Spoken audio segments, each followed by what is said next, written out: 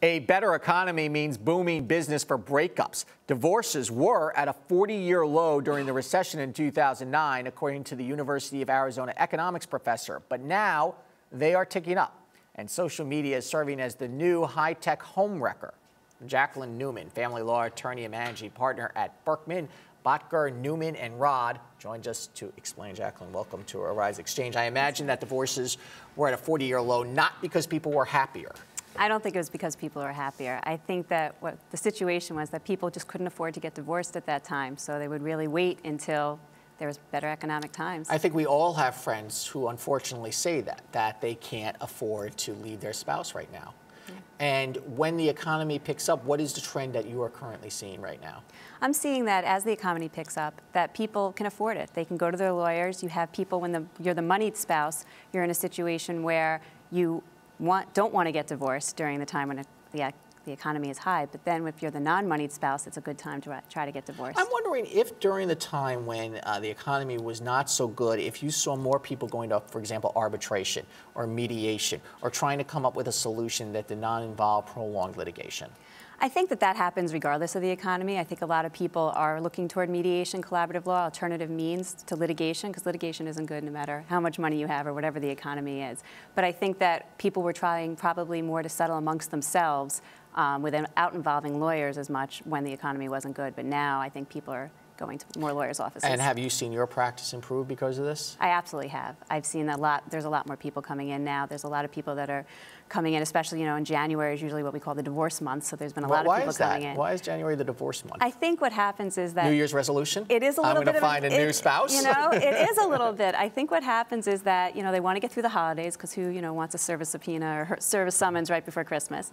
And then I think they say, you know what, I'm not starting the year this way. I'm going to start off fresh. So they say January is divorce month, and then they say usually by March is when the divorce rates really rise. I want to talk about the role social media is playing here, and social media is playing a role on so many different levels. First, even though for the most part we live in a no-fault country, almost every state now I think is no fault, there's still spouses scouring the social media platforms of their spouses to find out what they're up to. They are, and while it's true New York is no longer a fault state, and most of the U.S. is not, as you had said previously, they still want to find this information. And it can go into the finances, because in situations such as you have someone who's saying they can't pay child support, they can't afford the requests, and then you go onto social media and on Facebook they're talking and they're traveling around Europe. Absolutely, showing off their new car, talking about the big deal they closed. And so that's sort of dirt, shall we say, once you get that out. Do you have to basically advise clients to be very careful of what they're doing on social media right now? Absolutely. I tell clients, wear mittens, stay away from social media, do not be tweeting. But don't you, if you break up with somebody, want to be out there on social media and saying what a great time you're having without them?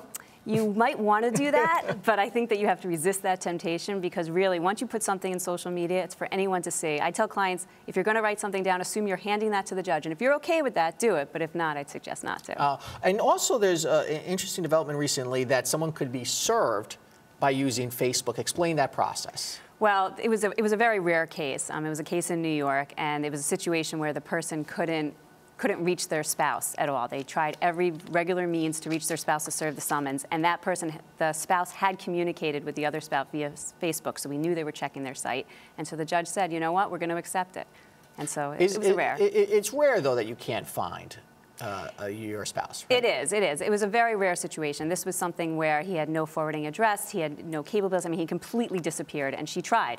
They went through the regular routes first, and then, the judge basically got creative. When it comes to divorce settlements, and you say it's always better to get divorced when the economy is better because there's more money, when things turn south for a spouse, how difficult is it to revisit, let's say, alimony, for example?